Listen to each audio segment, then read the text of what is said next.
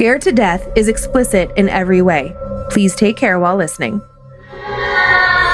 Whether thou art a ghost that hath come from the earth, or a phantom of night that hath no home, or one that lieth dead in the desert, or a ghost unburied, or a demon, or a ghoul, whatever thou be until thou art removed, thou shalt find here no water to drink. Thou shalt not stretch forth thy hand to our own.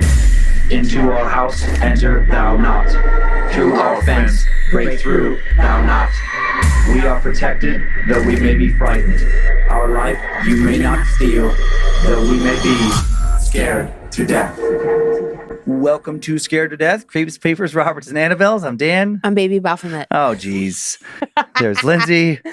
I'm still holding on to this guy, mostly just because he's squishy and soft and comfortable to hold on to. He fits perfectly across my chest like this. Okay. All right. I was trying to explain to Lynze what he represents. I get it. Before the show. Hope your 2022 is wrapping up well. Crazy that it's already wrapping up, Creeps and Papers. Seemed like a long year and also a short year. The days are the days are long, but the years are short. I don't know that phrase. That feels right. Do. That's how they explain marriage. I actually have no announcements other than to remind everyone we have so many cool items over at badmagicmerch.com. Say what? Yep. We'll just get right into it unless you have announcements. Well, I will just give a charity update. Oh, yeah. So just a very quick charitable update for the month of December, of course, was the Bad Magic Giving Tree. And we're done.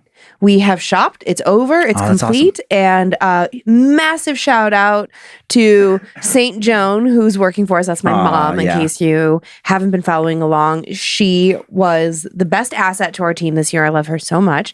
But yeah, she just did an incredible job and so proud of her. And she's so proud to be a part of our team. Mm-hmm. Anyways, we were able to help over a few over 50 families. And the Patreon donation for this month totaled $14,513. With additional funds going into the scholarship fund, which we'll be talking about in January.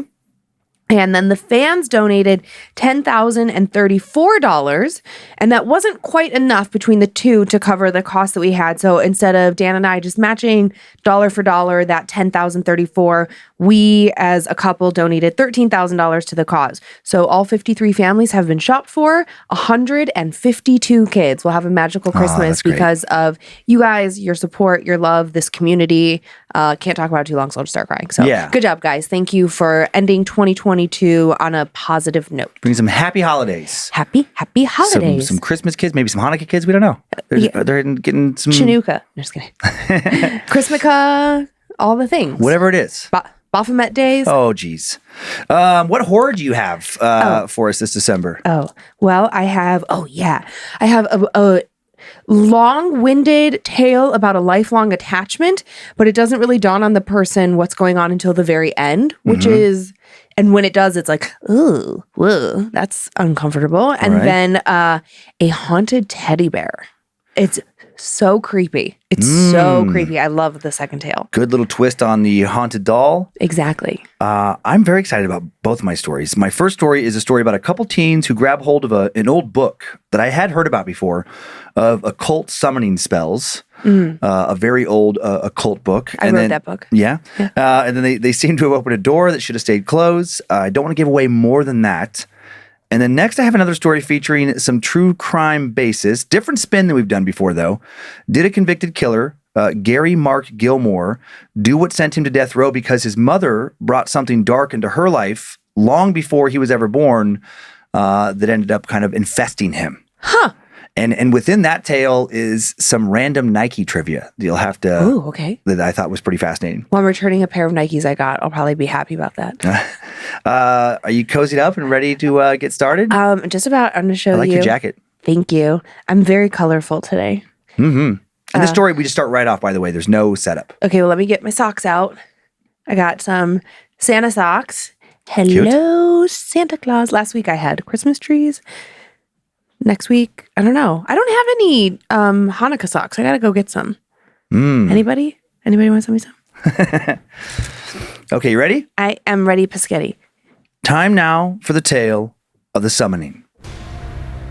The following is a story I have been meaning to post for quite some time. After reading a recent submission by another poster, someone who it sounds like dealt with a similar phenomenon, I felt compelled to share my own story. This happened when I was a teenager many years ago, when I was living in a small city in upstate New York where I grew up. It happened to a friend of mine at the time and myself. While I've always been into the paranormal, my friend was very skeptical prior to this experience, despite his own obvious encounters, obvious to me at least, with the supernatural, most of which were unpleasant. Shadow people in his room at night, he tried writing off as sleep paralysis, strange whisperings in the attic, and other noises he continually wrote off as an overactive imagination. I'm convinced that there was something bad haunting his house, but he refused to accept that. At least prior to our experience, he did. Afterwards, he wasn't so sure. Probably would have been better for him to keep telling himself it was nothing, actually. One day, we were in my room having a discussion about the paranormal. I told him about the story I'd come across in a book of ghost stories. A story about some teens who'd come into possession of an old occult book of dark magic. Kids who played around with some summoning and conjuring spells and ended up believing they'd actually brought something into this world. I told my friend that I thought I'd found the same book of spells that they'd used at a big used bookstore downtown, a reprint of The Key of Solomon, originally written in 14th century Italy. I asked him if he was game for trying to summon the power of the spirit world. Bad idea. And I could tell this made my friend nervous. I knew it. You do believe, don't you? He still denied that he did. Said he just thought it was silly and a waste of time. I asked him to humor me. And we then proceeded to read and carry out the ritual to the best of our abilities. And then, absolutely nothing happened. Not at first. My friend now argued about how this proved once and for all that the spirit world of the paranormal was nothing more than people's imaginations. Scary for books and movies, but not actually true. I argued back that we probably just didn't do the spell right. It was a bright, sunny, warm day while this was going on, and my parents were downstairs. As we continued to argue, something in the atmosphere of my room began to shift. It was subtle at first. I noticed it before my friend did. It felt as if the air had a different pressure to it, kind of like how it feels in a plane when your ears are about to pop. Maybe a minute, two tops. After this change in pressure, the room began to take on the feeling of being electrically charged, just barely at first. But after a few minutes, it felt like my skin was covered in static electricity. Kind of like how if you've ever rubbed a balloon back and forth on your skin and then used it to make your hair stand up. My hair was starting to stand up a bit, and so was my friend's. But still, he didn't say anything. I didn't either. I didn't want to acknowledge it before, he did, so he could blame me on influencing him somehow. A few minutes after this feeling of electricity in the air, it suddenly felt as if we weren't alone. It also felt darker, like a thick cloud had just passed in front of the sun. I actually thought that did happen, but looking out my window, it definitely did not. I now felt a bit foggy, too. I was having difficulty arranging my thoughts and expressing them. I'd never done any drugs at that point in my life, but it felt like I was stoned. My room had always been a haven for me, a safe space full of good energy, but now it became a very unpleasant and unfamiliar place to be in. Just when I couldn't keep all this to myself any longer, my friend's face suddenly went blank, and he stopped talking. I still hadn't indicated how I felt up to that point. Now he stopped me and said, "Wait." And then he blurted out, "Do you feel that too?" I nodded and his eyes went wide. Whatever was happening, whatever was in the room with us, we both felt like it was dangerous and that we needed to get out of my room. It felt threatening, dark. My friend went to grab the door to my room, but before he did, something else grabbed the doorknob from out in the hall, and it violently began to twist the knob back and forth. Thank God I'd locked it. My friend now backed up away from the door, and we both retreated to the far side of the room by the window as the door now began to shake back and forth faster and faster. I thought whatever was shaking it was surely going to tear it off the hinges at any moment. When I'd backed up all the way to the window, I turned and looked outside, and what I saw made me scream. My friend turned and screamed as well. There were several strange-looking people in the yard looking up at us. They looked completely human except for their eyes and their mouths. Their eyes were a bit too big for a regular person's and all dark, and their teeth looked more like a predator's fangs than human teeth.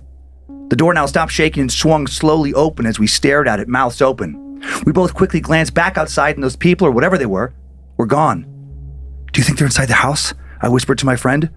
I don't know what's going on," he barely squeaked back. His eyes had filled up with tears, and he looked like he was about ready to burst into sobs, like he was about to become hysterical. "Let's go," I said. "I think we need to get out of here." After hesitating just a bit, worried about what was just shaking the door, we moved quickly down the hall where we didn't encounter anything, and then headed downstairs. Nothing felt right. Photos on the wall felt alive, like the people in them. Even when it was a picture of myself, weren't photos at all, but actual people or things that looked like people watching us through windows from some other world. I also had this horrible feeling that something else was watching us, something above us, up on the ceiling. A human-looking body moving like a spider, head unnaturally bent around at 180 degrees to watch us. I never looked up, felt like I might lose my mind if I did. I can see all this clearly in my mind even now. When we got downstairs, my mom was sitting on the couch, facing away from us. I told her that something was happening, something bad, that I'd done something, and now we needed to figure out how to get away from some bad people or these things out in the yard, and she didn't react. But my dad then walked into the room. Except it wasn't my dad. It was my dad's body plus the eyes and mouth of those things from the yard. "Where do you boys think you're going?" he asked in a voice my dad's never spoken in. My mom now turned around. "Yeah, where are you going, sweet boy?" And I screamed. Her face was fucking gone. It looked like someone had literally taken a saw or a knife or something and cut the front half of her head off, including her entire face. No one could actually live like that. No one could talk like that. My friend was screaming too, and then the front door opened. Those things from the yard, they were walking into the house. Also, the air around us was really buzzing now, so much electricity in the air. You could hear it. A strong hum, like a big power line near a transformer, like the air could explode at any moment. I grabbed my friend's arm and tugged him towards the garage. With the front door blocked, it was the next fastest way to get out of the house. We ran into the garage and I slammed the door behind us and pressed the button on the wall to open the door. And that's when we knew we were defeated, that there was nothing else we could do. Outside before us lay complete and total darkness, like the middle of the night in the country with a cloudy sky. No, darker than that. A heavy, total absence of light. We couldn't see anything, no street lights, no shapes, nothing. Even though it was the middle of the afternoon, it was supposed to be bright and sunny. The darkness we stared out into felt alive, like the darkness itself was its own entity. I knew that if we ran out into it, we'd be lost forever. I still think that. I don't know where we would have ended up, but no one would have ever found us in this world again. Not as we exist now, at least. We stood in the middle of the garage, looking out into this void. We glanced at each other, both looking so lost, so hopeless. The door from the house now opened, and it was my parents, what was supposed to be them. My mother continued to speak, even though still she had no face. Join us in the darkness, son. Let yourself be reborn." Behind her now, I could see that fucking thing on the ceiling. A monster, a human spider, looking like an absolute nightmare. I started crying. I dropped to the ground, wrapped my arms around my knees, and sobbed as I rocked back and forth, my eyes closed, waiting for the end, waiting to die in this nightmare of all nightmares. No, no, no, no, no, no, no, no, no. "Son!" My dad's hand was on my shoulder. "Son!" he repeated. "Son! What's wrong?" He now yelled, and I opened my eyes back up. Everything had snapped back to normal.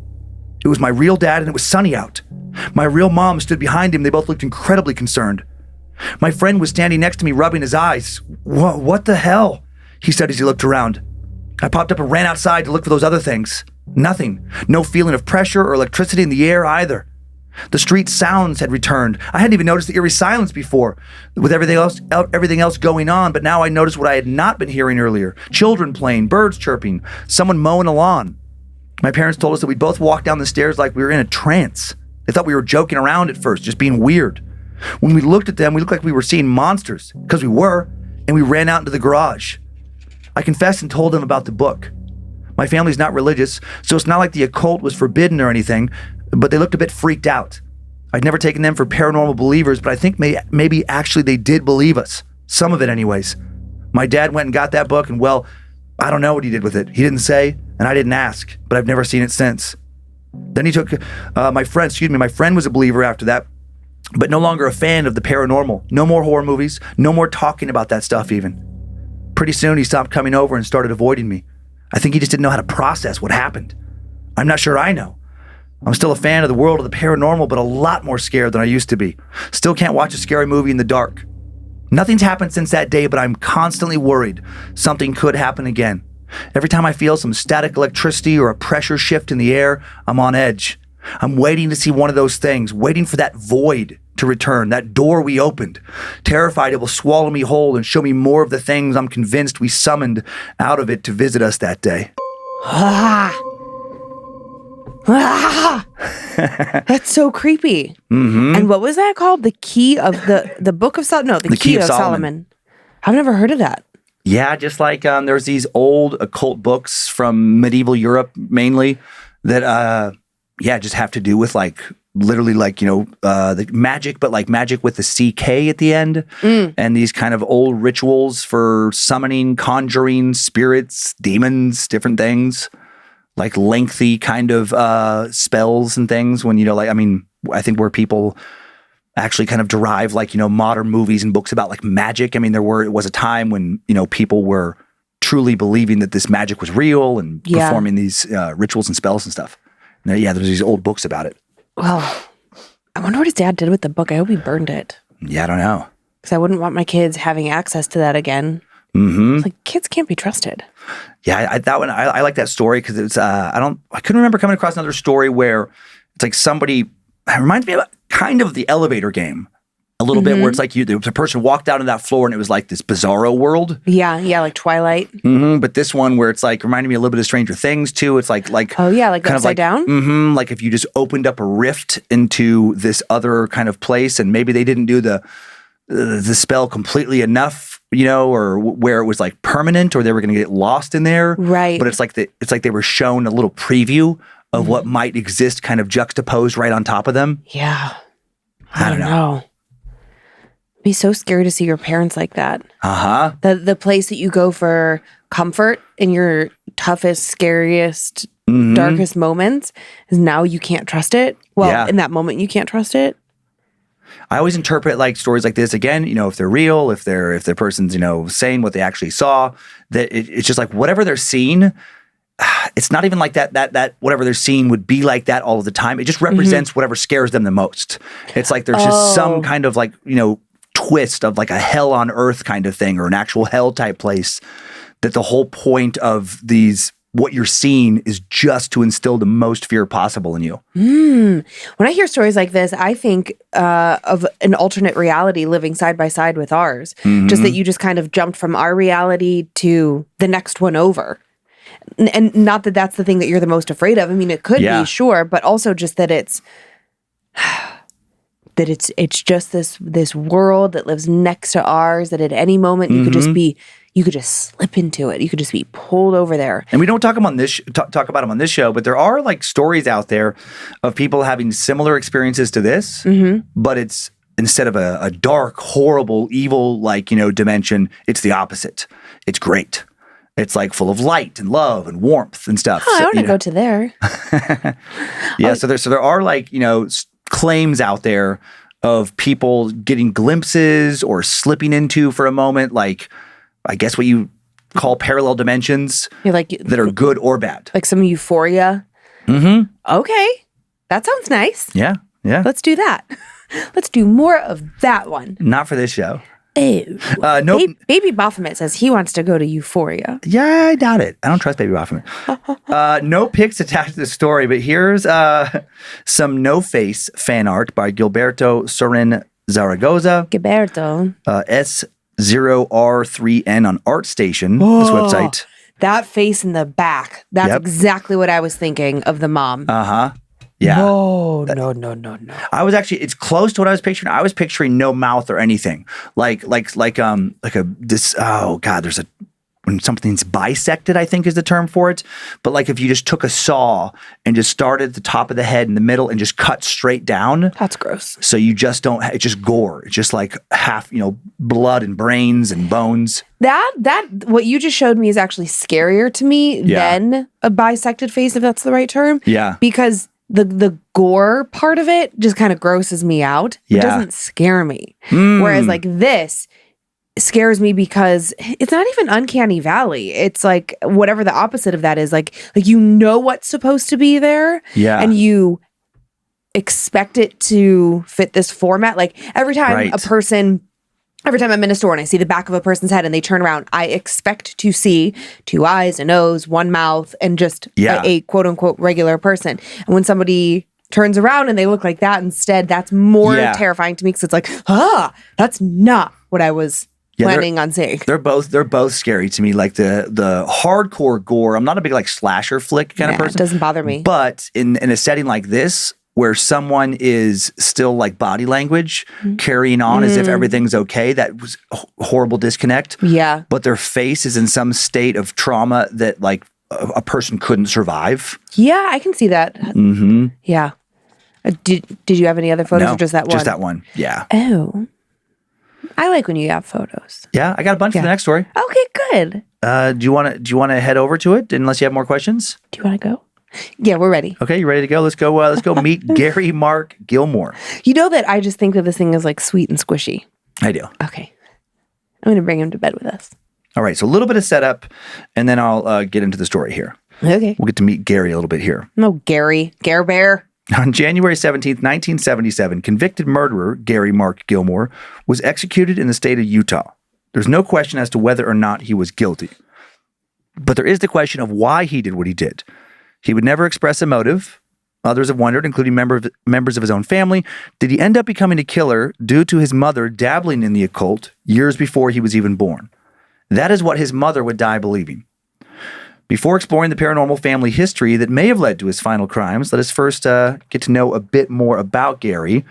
His execution by firing squad would mark the end of a nearly decade-long moratorium on capital punishment in the U.S. Unlike most people on death row, Gary resisted efforts to have his death sentence overturned. He actually wanted to die. Gary was born Faye Robert Kaufman on December 4th, 1940, in McCamey, Texas, second son of Frank Sr. and Bessie Gilmore. Gary's name was registered as Faye Robert Kaufman because at the time of his birth, the family was using the alias of Kaufman due to his dad, Gary, being still legally married to at least one other woman he didn't want to find him. Young Gary had three brothers, Frank Jr., Galen, and Michael. The boys would move often because of their dad's criminal activities. He's described in a few different sources as being a con man. Eventually, the family moved to Portland, Oregon in 1948. Gary would start committing petty crimes in Oregon and end up being sent to the McLaren's Reform School for Boys in Salem, a former prison, at the age of 14. And then he'd pick up where he left off and continue his criminal behavior as soon as he got out. He'd be in and out of jail for the rest of his life. In January of 1975, due to causing trouble in jail, getting into fights with other inmates mostly, Gary was transferred to a maximum security federal prison in Marion, Illinois. There he received a conditional release in May of 1976 when he was 35, and moved to Provo, Utah, where he had family and where he'd stay with his cousin Brenda Nickel. He got a job at a shoe repair shop, worked for an insulation company, and then began dating a local 19-year-old, Nicole Baker Barrett. Also continued committing thefts. Gary's young girlfriend broke up with him, and in response, he began a deadly crime spree. On July 19th, 1976, Gary robbed a gas station and shot attendant Max Jensen. Max was 24 and a student at Brigham Young University. He was working that night because he lost a coin flip to the assistant manager. Gary shot Jensen twice in the head, and as he shot him, he said, "This one is for me, this one's for Nicole." He'd never expressed remorse for the killings. The very next day, on July 20th, while Gary's truck was being repaired, he walked into a motel, ended up shooting and killing 25-year-old manager Ben Bushnell. Like Jensen, Bushnell was also a college student. Both men would leave behind widows and infants. Both of the men complied with Gary's orders, and he shot them anyway. And he would later say he had no motive for their murders. Just felt like it. His mother and other family members would literally believe that a demon made him do it, a demon that had possessed him decades earlier. Gary accidentally shot himself in the hand when trying to dispose of the murder weapon, and a mechanic, Michael Simpson, saw him hiding the gun in the bushes and saw blood on his bandaged hand.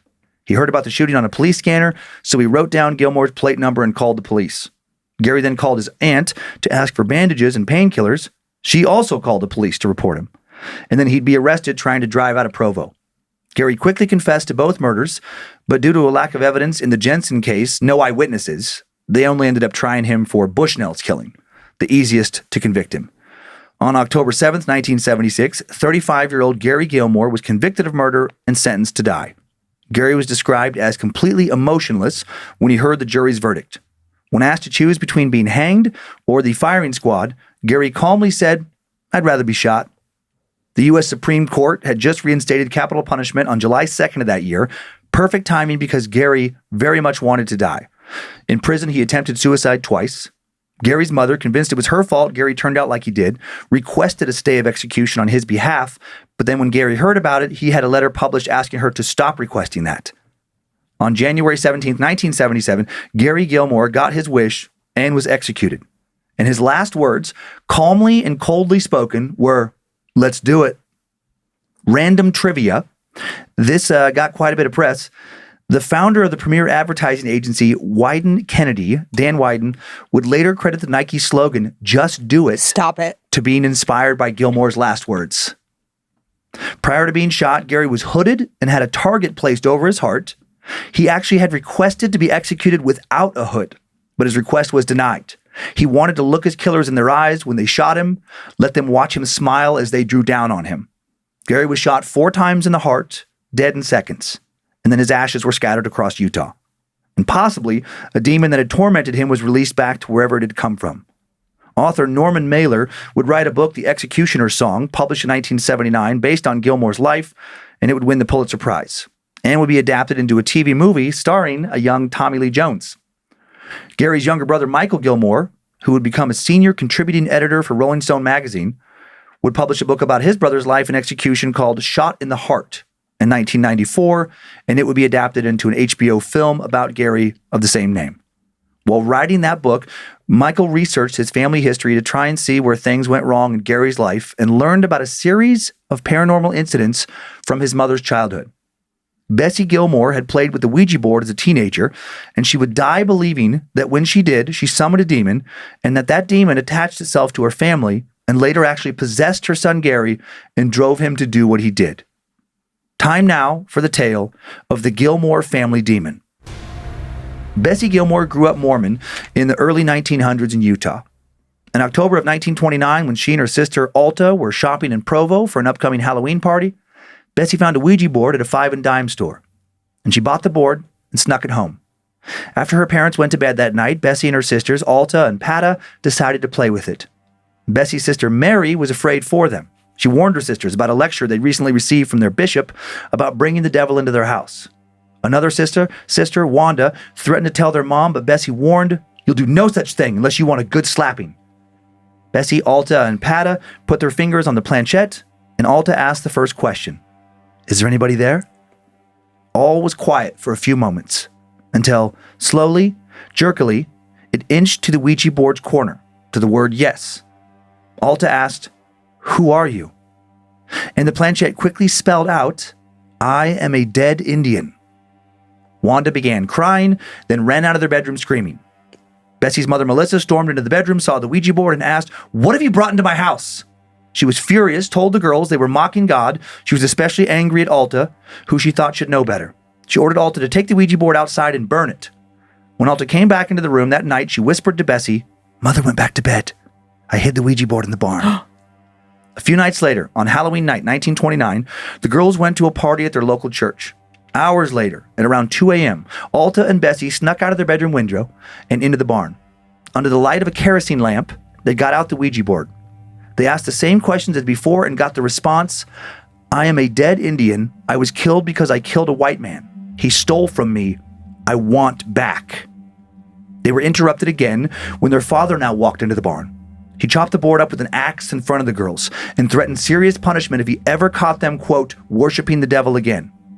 In the following weeks, Bessie and Alta tried to contact the spirit without the board, but nothing ever happened. What did soon happen was a tragic accident with a horse. In early 1930, a strange and spooky white horse wandered onto the family's property. The girls ran up to pet it, but their mother, Melissa, ordered them to come inside. She said she had a bad feeling about it. She didn't recognize it as one of her neighbor's horses. Melissa tried to shoo it away, but the horse stood there, staring at the house for several hours until Bessie's father got home from work. That night, Bessie overheard her mother say to her father, "You know what it means when a white horse comes to visit. It means someone in this house will die." A few days later, on a Sunday afternoon, a neighbor was using his horse to pull a sled around and offered the Brown family girls a ride. Alta and Wanda asked if they could go, but Melissa told them no, saying, "I don't have a reason to say no, but I'm going to tell you no. I just have a funny feeling." Later that day, Alta and Wanda decided to ride that sled behind their mother's back. Bessie refused to go. Several minutes later, while Bessie was standing on her front porch, she saw the neighbor on his horse galloping towards her with the sled behind him. Alta and Wanda were lying down on the sled, returning home from their ride as happy as could be. But then, as Michael Gilmore later wrote, as the horse pulled up in front of the house, something spooked it. The man riding it tried to calm it down, then it reared again, threw the sled into the air, tossing the girls in an arc against a utility pole. Wanda hit the pole hard on her left shoulder, and everybody in the yard heard a crack. Alta hit the pole face first, with a terrible impact, and fell to the ground. Somebody ran inside and found Melissa, who came hurrying to the road to find two of her daughters spilling blood out into the snow. Wanda was unconscious, apparently dead, but Alta was scrabbling around on the ground trying to turn herself over. Melissa kneeled down beside her, placed Alta's head on her lap. The front of Alta's skull had been crushed in. Melissa could see bone. "Oh, Mama," said Alta, "I'm so sorry. I should have listened to you." And then Alta began to cry. There was so little bone support left in her face that the crying forced her eyes from their sockets until they rested on her cheeks. Melissa stayed in the snow, rocking her favorite daughter back and forth, petting her hair until the life left her. A doctor arriving soon quickly declared Alta dead, but Wanda was actually still alive. She would be paralyzed on the left side of her body for the rest of her life. A few weeks after Alta died, her sisters were in her old bedroom and saw a white light that moved closer and closer to the bed. They were convinced it was the spirit of Alta. The light materialized into the form of Alta, said she was happy, wasn't in pain anymore. She told her sisters she loved them and then faded into nothing, allegedly leaving an indent on the bed where she had been sitting. Michael Gilmore wrote, "Nobody ever figured out what spooked the horse, but my mother knew. She believed it was the ghost of the dead man that she and Alta had conjured. And now he was the ghost, or a demon rather, who would haunt her family." In 1937, Bessie Brown met Frank Gilmore in Salt Lake City. Bessie was living in a downtown hotel. She did housework and part-time hand modeling for jewelry ads. Bessie was friends with a girl named Anita, a waitress. Bessie met Anita at the Utah Hotel, where she was living with her boyfriend, Frank Gilmore. A few days later, Bessie saw Frank again when she was walking to the library. Frank asked her out for coffee. He told her he was an ad salesman for Utah Magazine. Bessie was very attracted to him, but Frank said he was getting married the next day. A year later, the two ran into each other again at the Utah Hotel. Frank said his marriage had ended, surprise, surprise, and asked her to the movies. After a short courtship, Frank asked Bessie to go with him to Sacramento and marry him, and she did. She met Frank's mother, Faye Ingram, who Bessie learned was a psychic and fortune teller, a woman who said she could communicate with spirits. The newlyweds moved in with Faye in Sacramento, where Faye performed seances, summonings, and materializations during the evenings. Bessie tried her best to avoid it all, still spooked about the demon she worried she'd conjured up years earlier. A few years later, in 1946, the Gilmore family, now with children, moved back to Sacramento to stay with Faye, who was in poor health. Bessie, Frank, and their sons Gary, Frank, and Galen all moved into Faye's house. Faye was still conducting seances. And one evening, Faye told Bessie she would be conducting a seance that was a bit unusual. Faye said she was going to contact a spirit that died under the shameful suspicion of murder. She told Bessie to take the children to a movie and stay out late. Bessie heeded her warning. When they came home that night, Faye was in the kitchen, looking paler and shakier than Bessie had ever seen her look before. "It seemed to my mother that there was an air of unease about the place that night," Michael wrote, "that there was in fact a smell of something old and wretched in the air." Bessie felt uneasy and she tucked the boys and Faye into bed. As she left, she saw a look of utter fear and helplessness on Faye's face. In the early morning hours, Bessie woke up to hearing something moving about in the house. At first she was scared, but then she remembered that Frank had called and said he'd be coming back soon. She assumed it was her husband and fell back asleep. Bessie was then woken up by an intimate touch. Michael Gilmore later wrote, "At first she told me later it was a gentler touch than usual from my father, and still half asleep in the darkness, she pressed up against him. And then this hand that had pleased and hurt her in so many ways over the years touched her in a manner that no man had ever touched her before, and she was outraged. She pushed away, opened her eyes, and what she saw, she said, what had tried to caress her so shockingly was not my father. It did not even look truly human, though it bore a distinct, hungry leer on its face." Bessie ran out to the hallway and called for her sons. To her shock, she now saw Faye walking towards her, looking entranced and muttering in a low, frightened voice. The walking detail especially bothered her because Faye had been in a wheelchair the entire time Bessie had known her. Faye now said, "Bessie, you must leave here. You must leave this house now. It knows, Bessie. It knows who you are, what you did." Bessie thought of the spirit that she communicated with during that Ouija board session. Frank Jr. suddenly grabbed Bessie's hand, pulled her to the bedroom. "Mommy, Gary! Mommy, Gary!" he cried. Michael wrote, "When she entered the bedroom, she saw the same figure that had just been in bed with her, now bending over her son Gary, staring into my brother's eyes. Bessie grabbed Gary and the other children and ran out of the house, and she would never see Faye alive again." On December 15th, 1946, Faye Ingram passed away at the Sacramento County Hospital. After Faye's death, young Gary began having terrible nightmares. Typically dreams of being beheaded, dreams of death and torment and monsters, dreams of hell. Eventually, the family moved to Salt Lake City, where they'd live in a small house on the outskirts of the city. Bessie fully believed the house they moved into was haunted, that perhaps it was haunted because they'd brought something with them. She claims to have felt malevolent presences, heard noises, felt something breathing on her face at night. The boys often felt the same sensation as well, heard the same noises. Most of the activity here occurred in baby Michael's room. Bessie and her sons would sometimes hear Michael babbling and then, so disturbing, hear something talking back to him. But whenever they entered his room, he was always alone. Almost always. One night, Bessie heard someone talking in Michael's room again. When she entered the room, she saw a face much like the one she had seen those years before at Faye's, bending over as if it was about to kiss her son. Bessie wanted to move out immediately. She insisted that the house was haunted, but her husband Frank didn't believe her. He said it was just mice she was hearing, just her imagination when she swore she saw things. Around this time, now 11-year-old Gary began to commit his first crimes and engage in other risky behavior. He also continued to have horrible nightmares. He would often call out for his mother and tell her that something was in the room with him. Michael wrote, "One night, following one of these episodes, Bessie studied Gary as he fell back asleep. Maybe he had spent too much time around Faye and her damned spirits, my mother thought. Maybe that awful ghost that night had somehow gotten inside of him, or maybe the spirit that dwelled in this very house had found entry into his vulnerable soul. Something about Gary's face, as well as his recently wrongful behavior, Bessie decided, was inexplicably different. No question about it, there was now a terrible spirit living inside her son. Bessie became convinced that a demon, perhaps the thing she contacted all those years ago, had stolen her son Gary's soul. On January 1st, 1952, the family heard more noises in their house, a long and mournful moan from the attic, like the noise of a creature caught in the agony of death. Bessie warned her husband, "If we don't leave here, Frank, we're going to die under the weight of that evil thing." Frank, who now also heard these sounds that terrified him, listed the house for sale the next day. A decade later, in 1962, Frank Sr. became very sick and would eventually learn that he had terminal colon cancer. One evening after his diagnosis, Frank woke up in the middle of the night to use the bathroom, and he awakened his entire family when he screamed Bessie's name. Frank had fallen down the stairs and hit his head on the wall, and he was convinced it was not his weakened physical state that led him to his fall. He told Bessie, "I heard somebody whisper something to me, and then it felt like something grabbed me by the throat and threw me down the stairs. I think something's in the house with us." Frank never went upstairs again. On July 31st, 1962, he died in Seattle, Washington.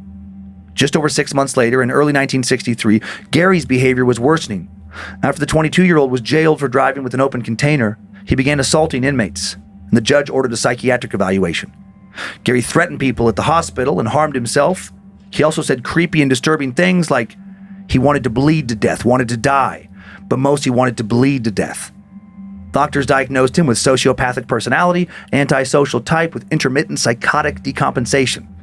Gary would greatly struggle with his mental health during the final decade of his life. His mother was convinced it was not a psychological affliction, though, but a spiritual one, that a demon was tormenting him. Less than a decade later, in 1977, Gary Gilmore would die at the age of 36 when executed by that firing squad. Bessie would die 4 years later in 1981 in Portland, Oregon, and she would die convinced that her early foray into contacting the spirit world had led to a lifetime of hauntings, to her sister dying, another sister becoming paralyzed, to additional children of hers dying before she did, and to her son becoming a demonically possessed and then executed murderer. Is it possible that the family's numerous tragedies were all caused by teenage girls playing with the Ouija board? Do these items really have the power to summon demons? And can those demons impact people across generations and decades? I don't know.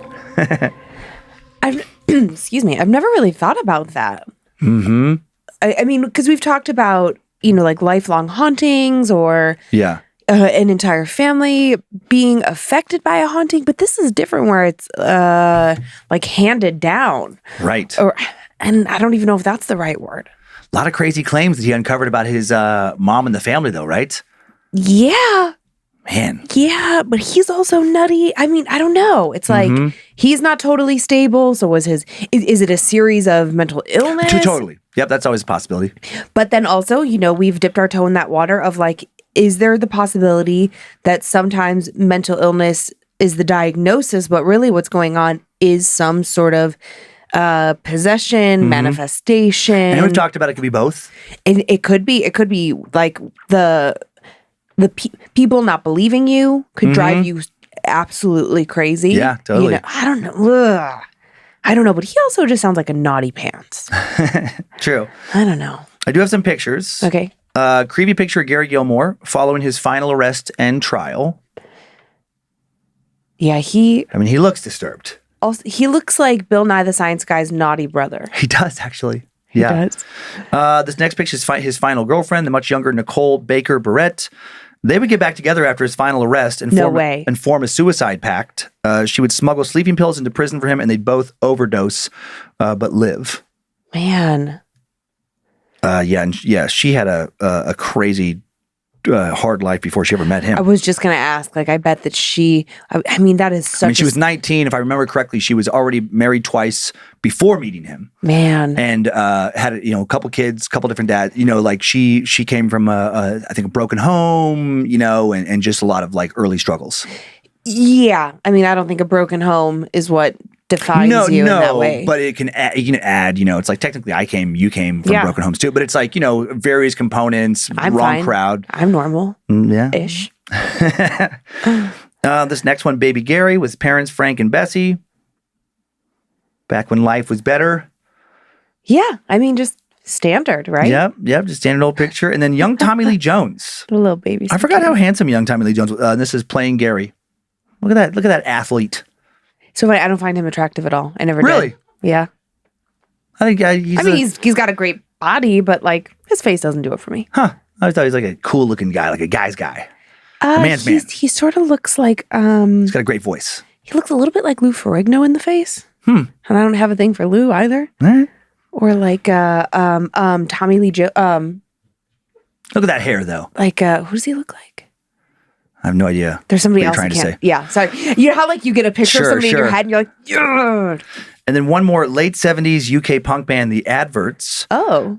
I'm including this picture because they released a single in 1977 called Gary Gilmore's Eyes. Oh. And they did that song. It was written from the point of view of a patient who has just undergone an eye transplant and discovers that he's received the eyes of Gilmore. And Gilmore did request that his eyes be donated to science after his execution. Well, were they? Mm-hmm. As far as I know, they actually were. So somebody's got his eyes? Yeah, or had them. Yep. After his execution, several of his body parts were removed for possible uses as transplants or for study. And his corneas were used for transplants. So somebody got his eyes. That's just inherently creepy. You don't know whose stuff. Yeah, you don't know whose bits and bobs you're getting. Generally speaking, that's kept anonymous.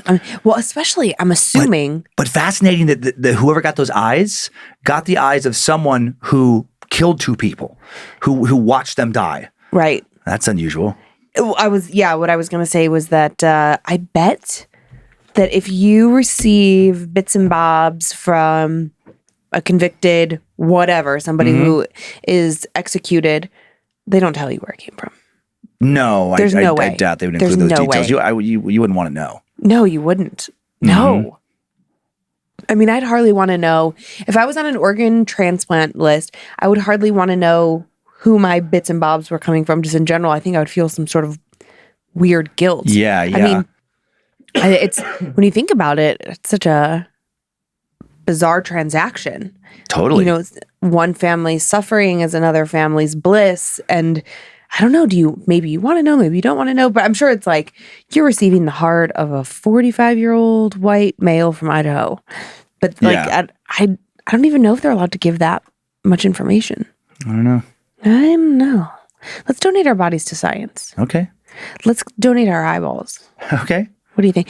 Speaking of eyeballs, in that story, I was starting to cry. That mom with the oh my God, the daughter when her eyes popped out after crushing her face on the pole. Oh my God, I can't. What a memory.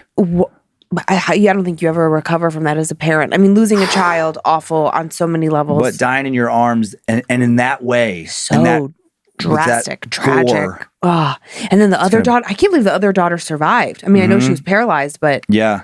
Oh, boy. Yeah, it sounded like the other daughter had some kind of traumatic brain injury or something unusual to have half of your body. Not because it didn't say she was paralyzed from the waist down. I believe it was her left half, but like half of her body. Oh, so half that way, not like paraplegic. Right. Yeah, almost exactly. like a stroke victim. Yep. That's what I was thinking. Stroke patient. Victim. Yep. That story is disturbing on so many levels just because of all of those specific details. Mm-hmm. I kind of want to watch that movie now. Yeah. Or that HBO series, whatever it was. Yeah, there was two of them. There was two different movies. Yep. Yeah. Do you want to hold a baby Buff? Nah, I'm good. I got my little layover here. Like, look at baby Buff. He'll keep you safe. Okay. Could you imagine, like, after having this, we find out from these fans that, 6 months down the road, they're like, actually, we hate you. We hate your show. It's a mockery, and they've cursed this, and there's a demon inside of this cutie patootie. Little doll brings us down. Oh, my God. How terrible would that be? Very terrible. It would be very terrible, actually, since you asked. Well, are you ready for my half of the show? I'm ready. Let's go. Whoa. Let's do it. I'm amped up. I see that. Give me some horror. I am not amped up. I'm very tired. This flu is still kicking my butt. Just get into the story and we'll get scared. You're like a horror motivational speaker right now. Let's go. This is a side of you I've never seen. A lifelong attachment. And this poor kid, this poor person, their mom kind of brushes it off. They kind of brush it off. And I shouldn't say poor, just like poor in the sense of like, oh man, that sucks. Because it's like, you just kind of think like, you're fine, enough. But they do some cleansings. They do make some efforts to rid this person of whatever it is that ails them. And then ultimately, when they see it, it's like, oh God, I guess it was there the whole time. I've been having a hard time looking in mirrors. The end of this story is going to give you a little mirror fear. All right. Which I know you just love. It's your favorite. Howdy, Dan. Howdy, Lynze. I'm a huge fan of Dan's comedy and Scared to Death. Oh, I'm just kidding. I'm a huge creeper. I'm 24 years old, a male living in the South, and I've been connected to the supernatural my entire life. I come from a Hispanic and Native American family. My great-great-grandfather was a Comanche shaman, and according to my grandmother, I also would have been one too if the practice was still in existence.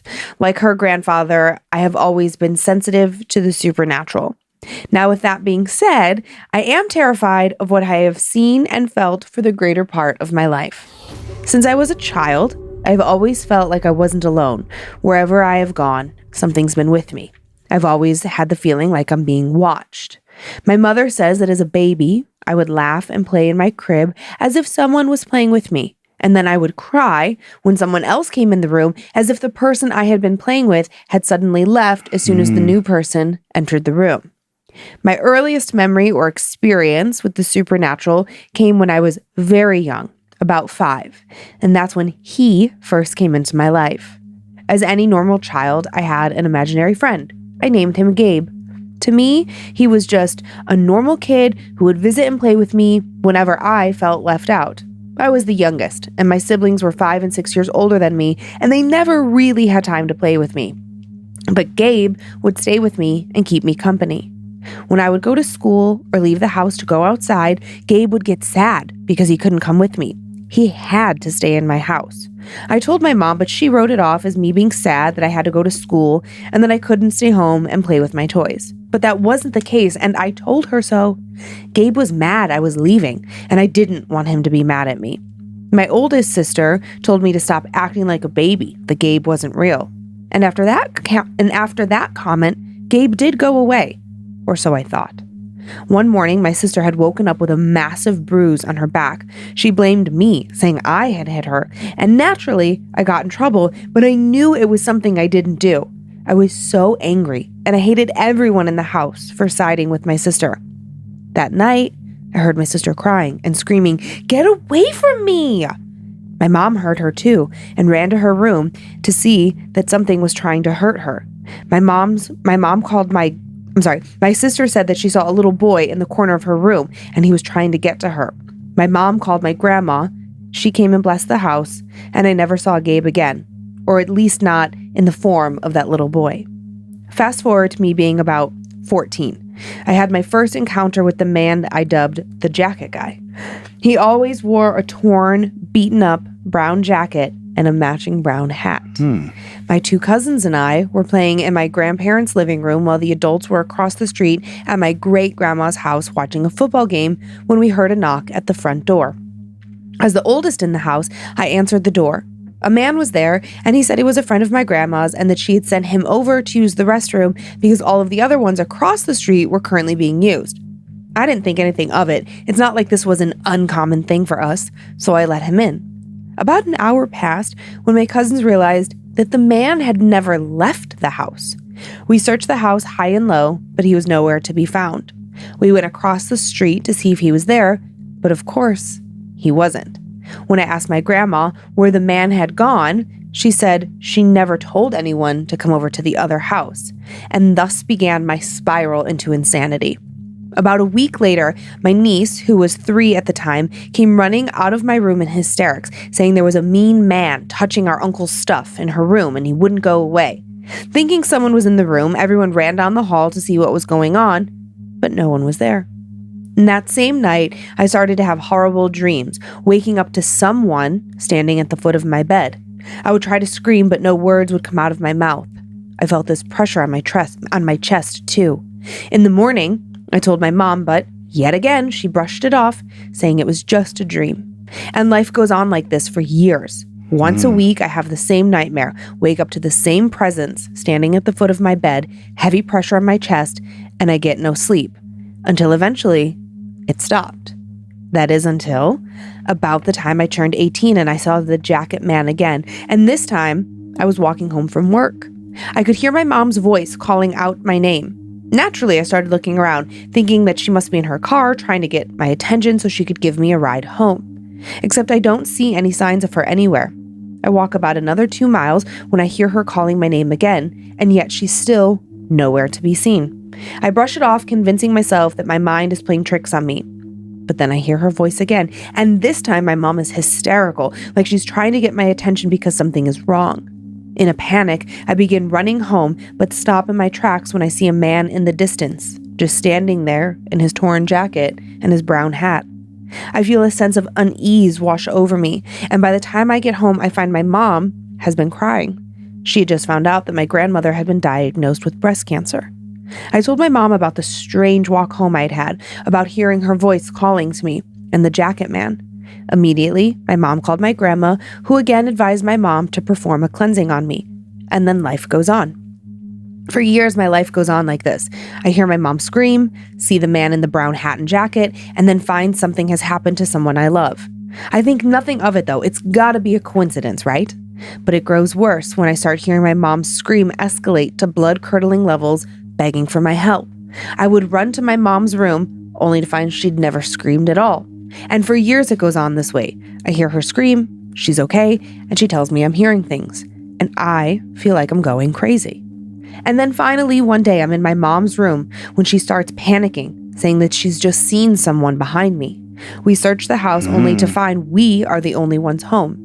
My mom buys some sage and cleanses the house and me for the 100th time in my life, like I'm some freaking demon or something. And this time, it was different. As soon as she lit the sage, my body reacted to it. I started coughing violently and it felt like I was suffocating. Even the slightest pass near me sets me off. My mom calls my grandma for advice again, and she declares that a spirit must be attached to me and that my mom should stop with the sage cleansing because it's only making the attachment more angry. Fast forward to the current day. I've moved in with my cousin who had been living in her apartment for a year. The day I move in, her boyfriend starts to see shadows moving around the apartment. I'd seen them too, but thought nothing of it. After all, this is just normal to me. Another round of blessings and cleansings is performed, but this time, I'm tired of living like this, and I take control of the process. As I'm going around splashing holy water all over my room, I pass by a mirror on the wall and see something that stops me in my track. My reflection isn't moving like it should. It's me, but it's not mirroring my movements like it should. My cousin walks in, touches my arm, and I'm suddenly back in control of my body. I look at the mirror, and now my shadow's acting normal, back in sync with my body.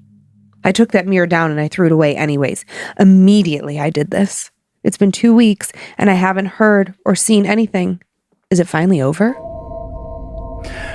The jacket detail is so odd. Like what an unusual, like very specific. You think? I think it's the Hat Man.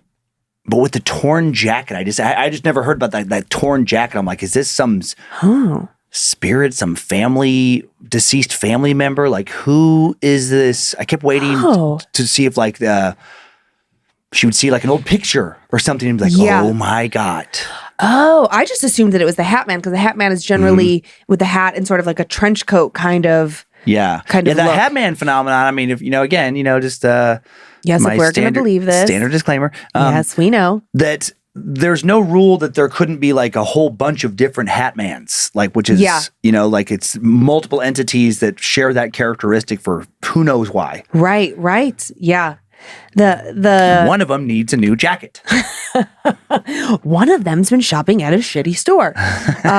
The mirror detail, like, it freaked me out so much because then, like, for the next couple of weeks, I've just been looking in the mirror, like, does my shadow move in sync with my body? Yeah, you drive yourself crazy. Because, like, what if I always think about, like, all the things I do in a bathroom. Like, if I was just, like, curling my hair. Yeah. And then I'm like this, but my reflection. Right. Because it's a very specific movement. Yeah. And then what if my shadow was just standing straight? Or I would like lose my shit. Arms out to the side. If my reflection stopped mirroring me correctly. It makes me... it's so disturbing. It's such a disturbing thought. It's so disturbing. It makes me think, and this is sweet, but it'll make sense, of like Peter Pan, how he loses his shadow. Mm-hmm. You know, it's like, what if you could just like cast your shadow away from your body?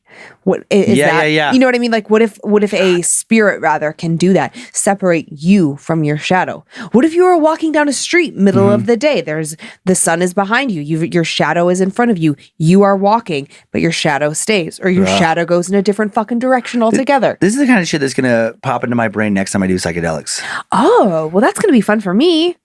Yeah, hopefully it won't. But I do like it does remind me of when you look at yourself in the mirror when you're tripping and you don't look like you normally look. I don't have that happen. Oh, I do. You do? Oh yeah. Like maybe there is something attached to you. No, well, I do more than you. If you up your amount and go hard enough, if I take a hero dose, I assure you, your reflection will not be what you want it to be. Well, that sounds terrible. Why would I want to take it that far? Why would I want to take the fun out of it and be scared? Well, you don't have to look in the mirror. I always try and tell myself, like, don't look in the mirror. Don't look in the mirror. But inevitably, I feel compelled to look in the mirror. Well, and then I'm just like, ooh, what's going on with that guy? I have an alternate idea. Yeah? Take a little less. Yeah, it's not exciting. That's not true. You just go from like, hi, I hardly ever do psychedelics to I do so many psychedelics. I don't even think you know what it would feel like to do just a little bit less. You might still have a really good time. I've done less like a few times. Yeah, it's fine. Well, you do like a baby amount. Like I'm talking like do more than a Lynze dose, but do less than a Dan dose. Yeah, maybe. Yeah. We could just like tamper it down a little bit because then maybe mirrors won't be so scary. Mm-hmm. Maybe you won't lose your shadow. Yeah, never that. It's not like a lack of mirroring. It's just like you look distorted because everything looks distorted. But then that's my concern, though, is that it goes from looking distorted to actually like moving on its own. But in that sense, I would just obviously just like write it off as it's part of the experience. But outside of that, if you were just totally sober and had that happen, I mean, God, that is one of like the scariest things I can imagine. The scarier thing I always think is to have something like this is an image that always freaks me out. I don't know why this one goes into my head, but you're looking in the mirror, something doesn't feel right. You just got like you have a bad feeling and you kind of like lean forward and you're trying to like study your reflection and then some other fucking thing just kind of like pivots behind you. Yeah. And all of a sudden its reflection is in the mirror and it's standing right behind you. God, that freaks me out, that thought. Yeah. Horror movie directors love you because that is a trope we've seen a million times. It's so good. That's where it comes from. It's so good. Yeah. I think about Insidious, one of my like favorite horror movie scenes what is it, Patrick Wilson, when like the camera's looking at him and there's a little mirror behind him, and in that little mirror is that red demon-y face thing just pops out of nowhere. God, that freaked me out the first time I saw that movie. Yeah. I think the thing about the mirrors too is that you can justify to yourself that like, oh, it's a trick of the light because it's just, it's so fast. Yeah. If it lingers, then it's a little bit more like, for me, it would be more like, wait a second, what is happening? But when it's fleeting, then it's like, wait, did I see that or not? That's what messes with me is that unknown, that intangible of like, did I or didn't I? Yeah. What just happened there? Yeah. Was that? Nah. Must have just been like, a towel fell down off the hook behind me or what did last night? The holidays. We're traveling for the holidays. So I was up till 1. So annoying. Yeah. On top of, still being exhausted from our flu bug. And I just heard a lot of strange noises in the house last night. And in all likelihood, it was like the ice maker. Yeah. It's been a very long time since I've been up that late. But now, like, there have been a weird amount of strange things happening in sort of our community. I mean, there's obviously the very sad Moscow murders. And then there was this, like, I don't know, they're trying to decide if it was like a sonic boom or an explosion just a couple days ago in Post Falls where like people in Coeur d'Alene heard it. People in Spokane heard it. There was a very tragic and awful shooting, an accidental shooting. And like, there's been like this and this and this. And I'm sure that it's kind of always like that, but I am really, my nerves are raw. I'm very heightened. I was very afraid to be alone in the house without you this weekend while you were traveling. Like, so now every sound that is normal in our house suddenly feels so loud. Like I've never heard it before. Like, very, very on edge. Jumpy. How about a sweet little stuffed animal that's not so sweet? Baphomet, you be good. Okay, well, it's been a while since I think we've had like a haunted, on the fan side, haunted doll, haunted, stuffy, what have you. Because I know just last week you told the tale of Annabelle. Yeah. Still can't believe we never told that, which we did have confirmation from the fans. They're like, yeah, no, you never told that story. Yeah. I mean, everybody knows it, and I think that that's more what it is. But this is, if your kid's stuffed animal suddenly it was giving you nightmares and was out to get you and wasn't where you left it, even though you put it on the shelf. Now I think of our dog's babies. Like we have all these little stuffed animals that our dogs play with. That's it. We have to give it all the stuffies. Penny loves her little babies. She's always bringing them around. But now it's like if one of those just started like, you get like a weird feeling about it. It started moving around on its own. That's such an interesting concept. A little dog's fluffy, like one of their little squeaky toys. Yeah. Oh, what if Orange Bear suddenly just like made his way to bed? Oh my God, yeah, right? Yeek. Well, let's talk to Tom and see what Tom's got going on. Hey, Dan and Lynze. I love your podcasts, both Scared to Death and Time Suck, and I have a little story I'd like to share. My story happened back in 2011. I'd gotten in trouble for theft. I was young and I was stupid, but that isn't an excuse. Luckily, no charges were pressed against me, but my parents did send me to a children's home for troubled youth about 3.5 hours away from home to straighten me out. His parents were not fucking around. No kidding. I like it. The cottage I was in was the newest on campus, but it was built on top of the remains of an older cottage. It had 2 levels, the main level and then the storm shelter basement level. The storm shelter had no windows and had a big, heavy door. For a short period of time, the cottage housed only me and my one friend, the house parents, and their 6-year-old daughter. One night in June, there was a tornado spotted nearby, so we all went to the storm shelter of the basement. My friend and I brought his flip video camera to make bullshit videos to help pass the time. After about an hour, the radio broadcaster said that there was an approximate 20-minute break in the storm, and the house parents suggested that we take this opportunity to use the restroom and grab a snack in case things got bad again. My friend and I claimed we were both fine. Sorry. While they were upstairs, we continued to mess around with the camera, making fake broadcasts about this, quote, fucker of a storm, and things like that, when suddenly my friend began freaking out.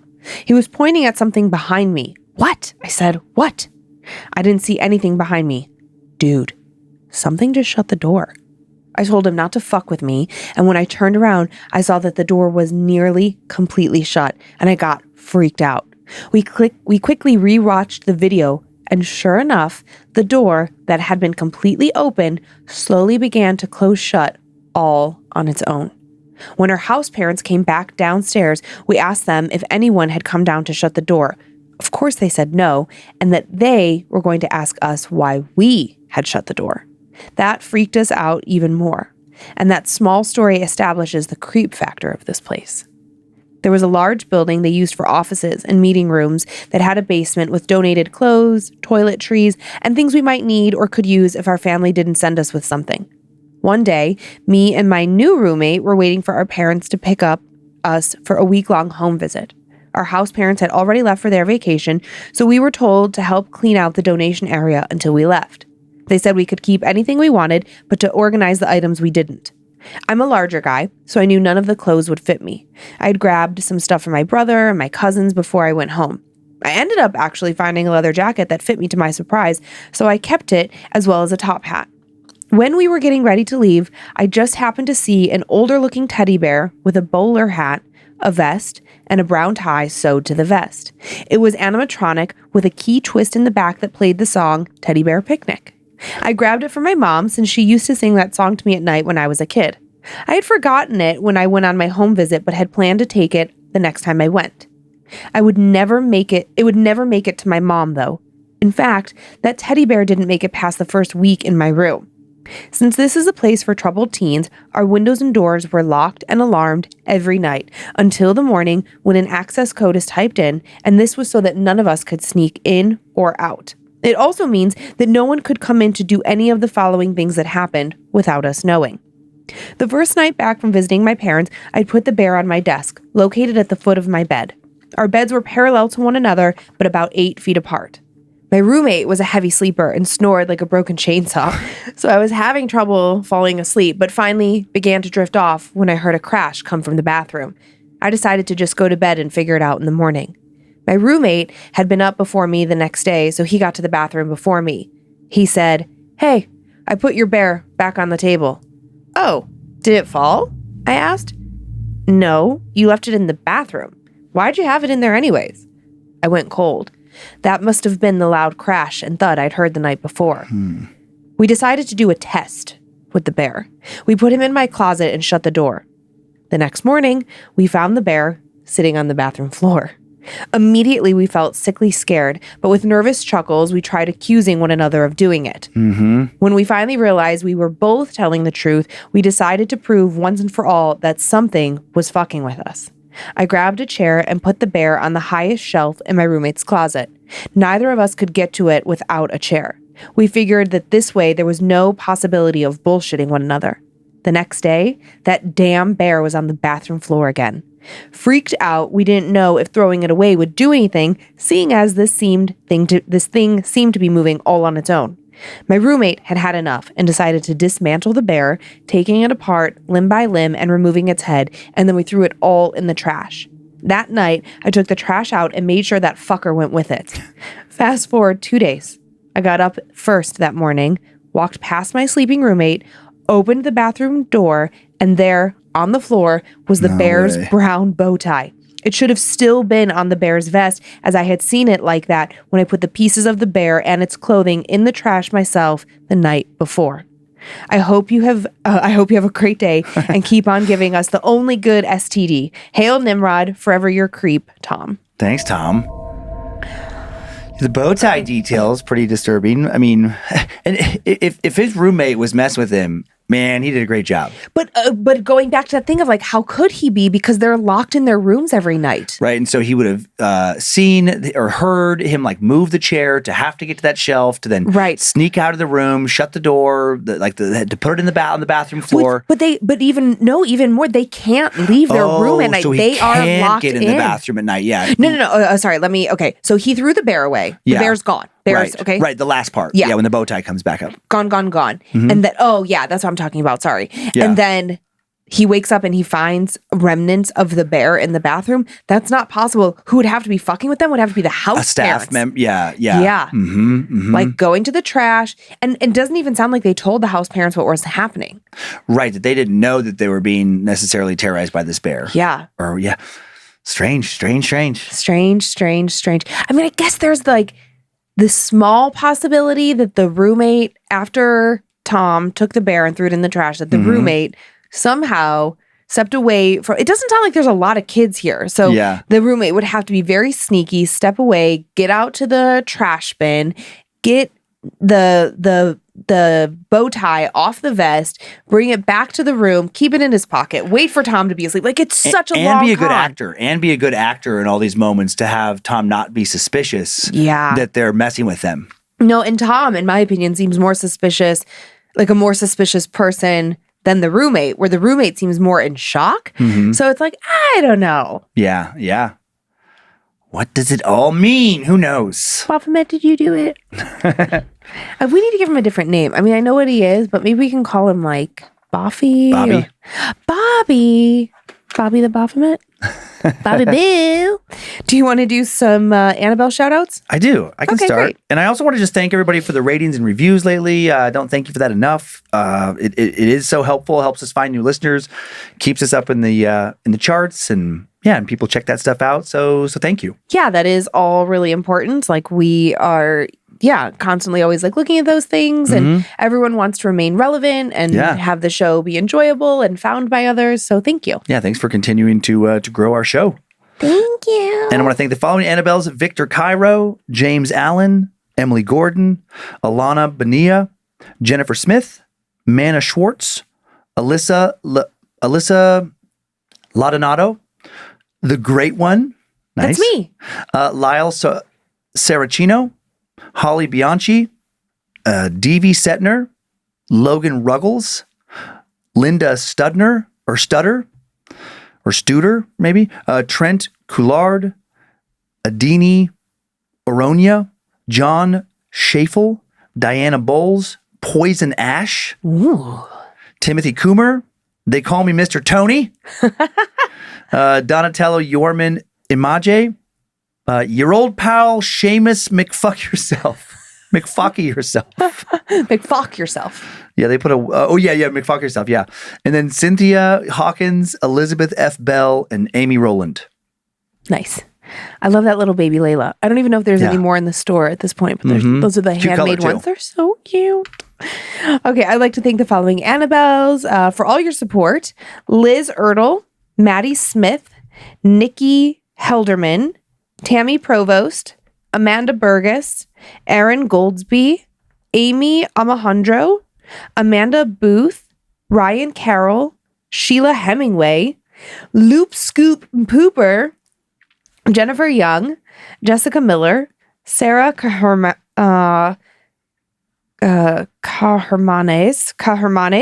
Christine Lawson, Amanda Lynze, Lauren Rark, Alex What the Print Do, Alex What the Print Do, Tina Ryder, Ian Maggio, Indy Muir, Jessica Thomas, Alana Duffy, Isaac Zavala, Cody Chapman, and Myra Contreras. And then I have some spoopy shout-outs. To Chastity from your mother, Madison. Happy birthday, sweet creeper girl. To Journey from your mom, Heather. Happy 14th birthday. I'm proud to be your mom and proud of your weirdness. Keep it up. I love you. To Orlando from your wife, Macy. I love you so much. You're an amazing dad and husband. We appreciate you very much. Keep up the amazing work. And to Jen from your mom, Kim. Happy birthday. I'm very proud to have you as my daughter. I love all the parent-child combo listenings and like the families that spoop together, stay together. I love it. And that is our show. Thanks for continuing to send in your personal tales of terror to mystoryatscaredtodeathpodcast.com. You can email us for everything else, info@scaredtodeathpodcast.com. Thanks to Logan Keith and Tyler C. for their work on social media, and to Logan again running badmagicmerch.com. Thanks to Tyler for producing and directing today. Woohoo! Zach Cohen for custom soundbed creation. Heather Rylander for organizing the My Story emails. And to book editor Drew Atana for polishing and preparing the listener stories for book number 4. I found today's first story, and thanks to producer Olivia Lee for finding the second. Subscribe to Bad Magic Productions on YouTube if you'd like to watch the show. Again, see our cool little Christmas village here. It is so cool. Follow us on Facebook and Instagram if you want more content and to see the pictures that accompany each episode at Scared to Death Podcast. And we have a private Facebook group, Creeps and Peepers. Creeps and Proopers. Creeps and Peepers with around 22,000 horror-loving members. That's awesome, you guys. Good job. And you can now follow us on TikTok as well, also at Scared to Death Podcast. And if you want to not hear more ads, if you want bonus monthly episodes, check out our Patreon, get the entire catalog ad-free, and so much more. Enjoy your nightmares, Creeps and Peepers. Hope you were scared to death. Bye. If spirits threaten me in this place, fight water by water and fire by fire. Banish their souls into nothingness and remove their powers until the last trace. Let these evil beings flee through time and space. Evil may pass through, but hath no home here within, scared to death.